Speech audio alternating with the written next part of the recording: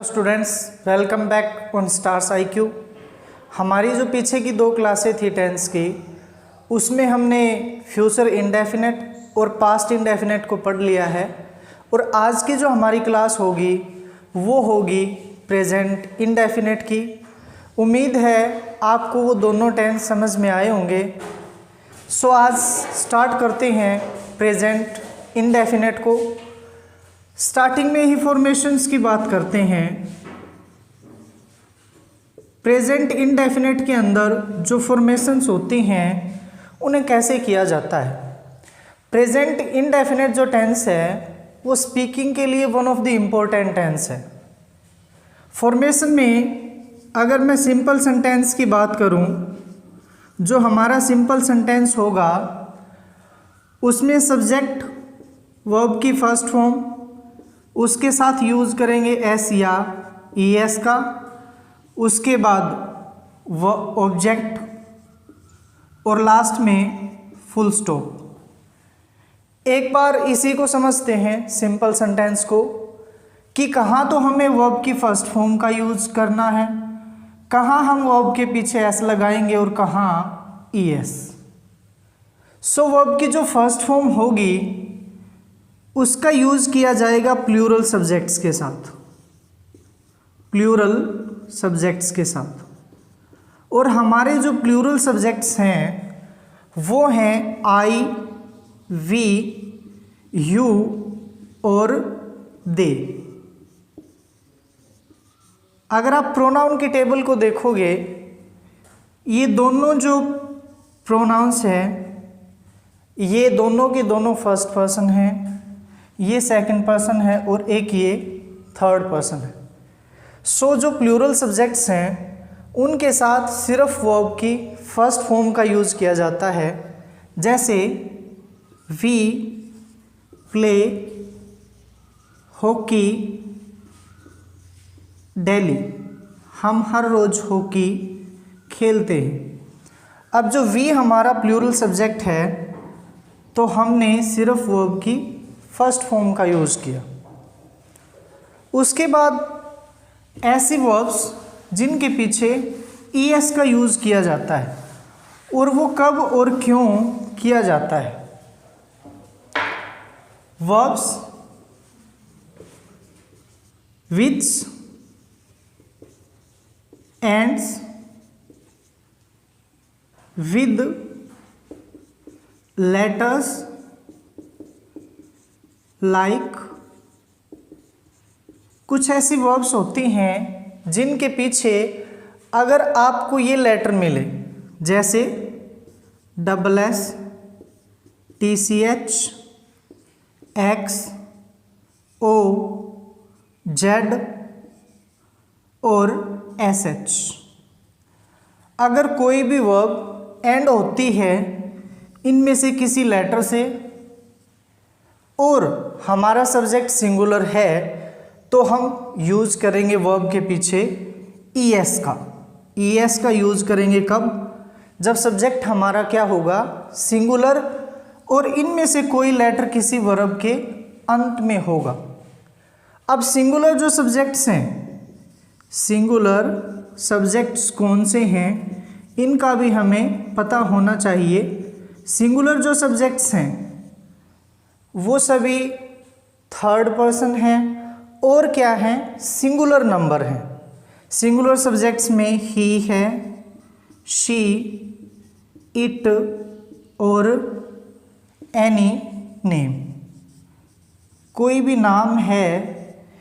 ये सभी क्या हैं, थर्ड पर्सन हैं और क्या हैं, सिंगुलर सब्जेक्ट्स हैं। इनके साथ हम वर्ब की फर्स्ट फॉर्म के साथ ES का यूज करेंगे। जैसे ही goes to park every day, वह हर रोज पार्क में जाता है। अब हमने इस वर्ब के पीछे यूज किया किसका, ES का। सो रूल हमारा यही है, ऐसी वर्ब जो एंड होगी किससे, O से, X से, TCH, SS एस एच और जेड से, लेकिन हमारा सब्जेक्ट क्या होना चाहिए, सिंगुलर नंबर, तब ही हम वर्ब के पीछे यूज करेंगे ईएस का। ईएस का यूज कर लिया हमने वर्ब के पीछे। अब इनके अलावा जो भी वर्ब्स होंगी उनके पीछे हम यूज करेंगे केवल एस का। और एक जो वाई है, वाई अगर किसी वर्ब के लास्ट में है, जैसे क्राई है या ट्राई है, हमें क्या करना है, इन वर्ब्स का आई की जगह पे, वाई की जगह पे यूज करेंगे आई का और पीछे लगाएंगे ईएस। जैसे ही always cries for milk, he always cries for milk. Verb जो हमारी है क्राई, हमने वाई को डिस्प्लेस कर दिया, उसकी जगह आई का यूज किया और साथ में क्या जोड़ दिया, ईएस। वो भी कब, जब हमारा सब्जेक्ट क्या है, सिंगुलर नंबर है। सो ये था हमारे सिंपल सेंटेंस की फॉर्मेशन, कि सिंपल सेंटेंस को प्रेजेंट इंडेफिनिट में कैसे फॉर्म किया जाता है। उसके बाद नेगेटिव सेंटेंस, नेगेटिव, इंट्रोगेटिव और negative plus interrogative, negative plus interrogative. Negative sentence में सब्जेक्ट डू या डज या डू, इनके साथ यूज करेंगे नोट का, वर्ब की फर्स्ट फॉर्म का और ऑब्जेक्ट का। उसके बाद इंट्रोगेटिव सेंटेंस। इंट्रोगेटिव सेंटेंस मैंने आपको पहले भी बताया था जब हमने उन दोनों सेंटेंस को पढ़ा। इंट्रोगेटिव सेंटेंस में हमेशा सब्जेक्ट से पहले यूज करेंगे हम किसका, हेल्पिंग वर्ब का यूज करेंगे, डू या डज का पहले, उसके बाद यूज करेंगे सब्जेक्ट का, उसके बाद वर्ब की फर्स्ट फॉर्म का और ऑब्जेक्ट का। और इंट्रोगेटिव सेंटेंस में लास्ट में यूज करेंगे क्वेश्चन मार्क का। नेगेटिव प्लस जो इंट्रोगेटिव सेंटेंस हमारा होगा उसमें डू या does as it is use करेंगे, उसके बाद सब्जेक्ट का, फिर नोट का यूज करेंगे, फिर वर्ब की फर्स्ट फॉर्म का और उसके बाद ऑब्जेक्ट का और लास्ट में यूज करेंगे क्वेश्चन मार्क का। अब हमारे लिए क्वेश्चन ये है कि डू का यूज कहाँ करेंगे और डज का कहाँ करेंगे। मैंने आपको प्लूरल जो सब्जेक्ट्स हैं वो बताए हैं, आई, वी, यू और दे। इन सब्जेक्ट्स के साथ स्टूडेंट्स हम यूज करते हैं किसका, डू का। और जो हमारे सिंगुलर सब्जेक्ट्स हैं जैसे ही, शी, इट या कोई भी नाम, इनके साथ यूज करते हैं हम किसका, डज का।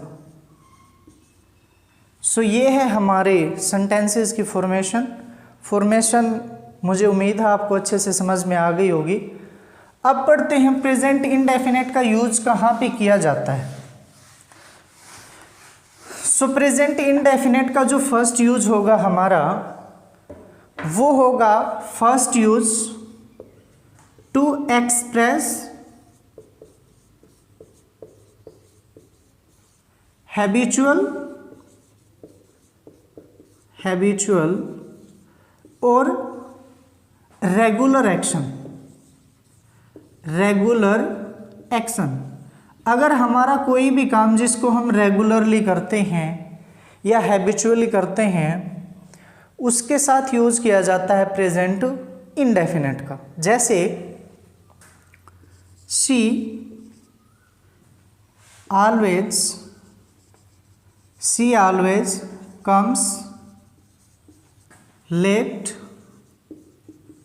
इन द स्कूल, वह हमेशा स्कूल में लेट आती है। ये है हमारा हैबिचुअल और रेगुलर एक्शन। और जो हमारे हैबिचुअल और रेगुलर एक्शंस हैं, इनके लिए हम कुछ एडवर्ब का यूज करेंगे। कुछ एडवर्ब है, स्टूडेंट्स इनको नोट कर लीजिए एडवर्ब्स को, जैसे always, often, rarely, seldom, usually,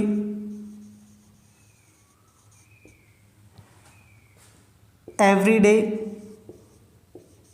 every के साथ चाहे आप डे जोड़ दीजिए या मंथ या ईयर, डेली। ये हमारे कुछ एक ऐसे एडवर्ब्स हैं जिनका यूज किया जाता है प्रेजेंट इंडेफिनेट में। सो इन एडवर्ब्स को नोट कर लीजिए।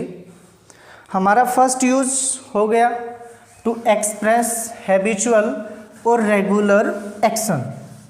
उसके बाद चलिए नेक्स्ट जो हमारा रूल है उस पे चलते हैं। नेक्स्ट जो हमारा रूल है टू शो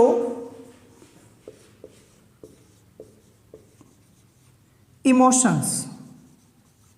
इमोशंस को शो करने के लिए हम यूज करते हैं किसका? प्रेजेंट इंडेफिनेट का। और हमारी जो स्पीकिंग है उसमें प्रेजेंट इंडेफिनेट का ही सबसे ज़्यादा यूज किया जाता है। और ऐसे इमोशंस का हम बहुत ज़्यादा यूज करते हैं, जैसे आई मिस यू ऑल, मैं आप सभी को मिस करता हूँ, ये इमोशंस हैं। सो इमोशंस को शो करने के लिए यूज करते हैं किसका? प्रेजेंट इंडेफिनेट का। उसके बाद नेक्स्ट जो यूज है उस पर चलते हैं। Permanent activities. परमानेंट एक्टिविटीज जो स्थायी कार्य होते हैं उनके लिए यूज करते हैं। या ऑथर स्टेटमेंट, किसी ऑथर की कोई स्टेटमेंट है उसके लिए यूज करते हैं। या यूनिवर्सल जो ट्रूथ होता है उसके लिए यूज करते हैं, यूनिवर्सल ट्रूथ। सो हमारे जो ये 3 यूजेस हैं वो मैंने एक में ही असेंबल कर दिए हैं। अब इनके एग्जाम्पल को पढ़ लेते हैं। परमानेंट एक्टिविटीज जैसे rain falls from the clouds. उसके बाद एग्जाम्पल पढ़ते हैं हम ऑथर की किसी की कोई भी स्टेटमेंट है, जैसे Shakespeare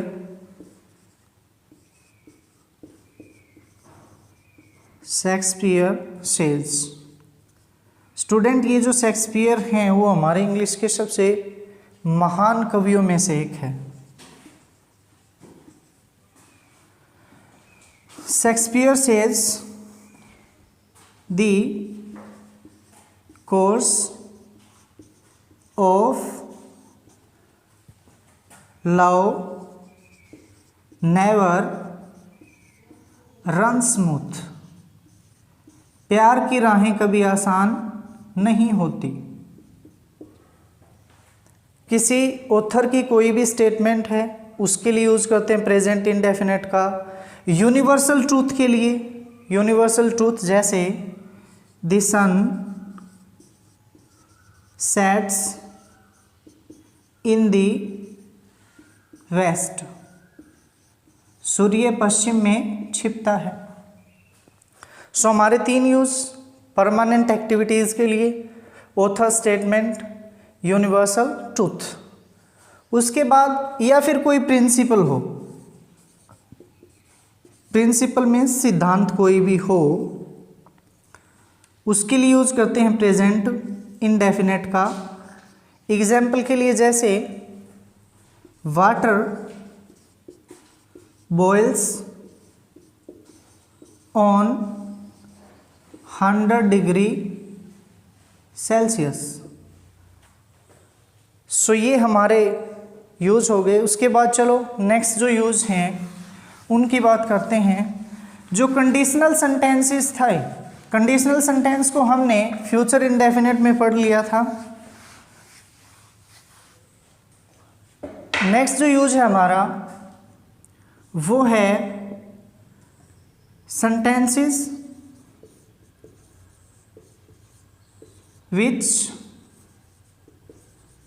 starts with here and there। ऐसे सेंटेंसेस जो हेयर और देयर से क्या होंगे, स्टार्ट होंगे, ऐसे सेंटेंसेस में भी प्रेजेंट इंडेफिनिट का यूज किया जाता है। जैसे देयर गोज द बेल। और ऐसे जो सेंटेंसेस होंगे वो होंगे कैसे, एक्सक्लामेटरी सेंटेंसेस, जहां पे हम सेंटेंस के अंत में यूज करेंगे साइन ऑफ एक्सक्लामेशन का। उसके बाद जो हमारा नेक्स्ट यूज है वो है live commentary. Live commentary, live जो कमेंट्री होती है उसमें यूज किया जाता है प्रेजेंट इंडेफिनिट का। लाइव कमेंट्री चाहे किसी सीरियल की हो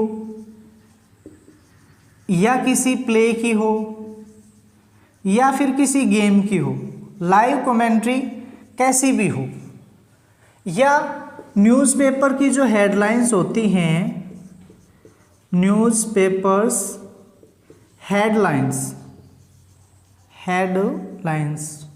इनके अंदर भी यूज करते हैं किसका, प्रेजेंट इंडेफिनिट का। सीरियल हो या प्ले की कमेंट्री हो या फिर गेम की हो, जैसे Virat Kohli hits the ball very hard and the ball goes to the pavilion।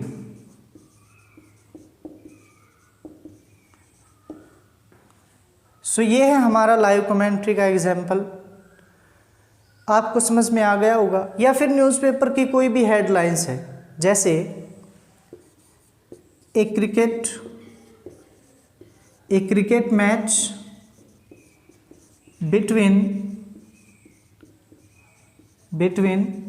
India and England draws. भारत और इंग्लैंड के बीच में जो क्रिकेट मैच था वो ड्रॉ हो गया। सो लाइव कमेंट्री पढ़ ली हमने, न्यूज़पेपर की कोई भी हेडलाइन है उसको पढ़ लिया हमने। सो आज का जो हमारा प्रेजेंट इंडेफिनिट का डिस्क्रिप्शन था मैंने आपको समझाया। उम्मीद है कि आपको समझ में आ गया होगा। Thank you.